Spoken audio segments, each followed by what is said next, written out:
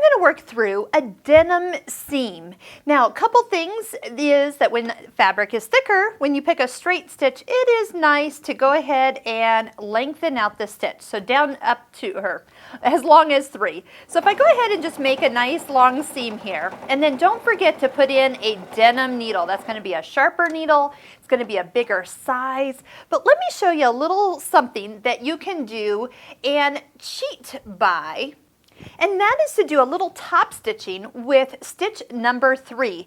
That happens to be a triple straight stitch. So with this, I'm going to go ahead and put a blind hem foot on. Notice I'm going to cheat with this blind hem foot.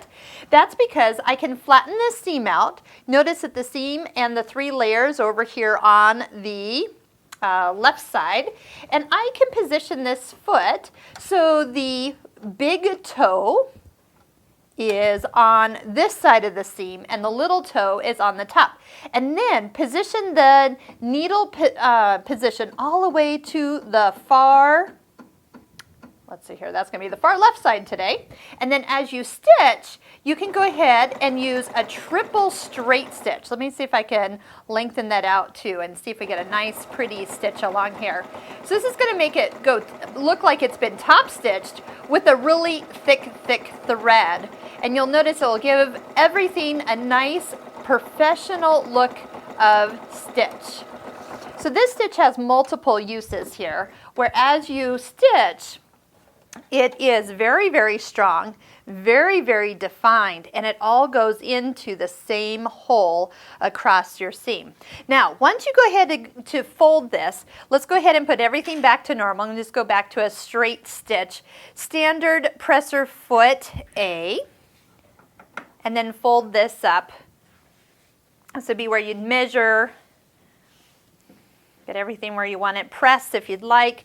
And then when they say top stitching, they mean top stitching. They want you to go ahead, and then I'm also going to lengthen this out just so I have a little bit of finesse. Here is a Viking multi-purpose tool that really will help go over the seam. Let me show you how it works. Stop with your needle in the down position. Make sure your stitch length is longer. Lift up your presser foot, and I'm going to slide the tool underneath the foot back here, pretty much making it so it is level with the thick part of the seam that I'm getting to. And then same thing, I can put the tool in front of the foot, and this is so all the stitches are the same length. You don't get the long stitches as it comes off the seam, or the short little stitches as it's trying to climb over it. It really makes a nice even stitch all the way down the fabric.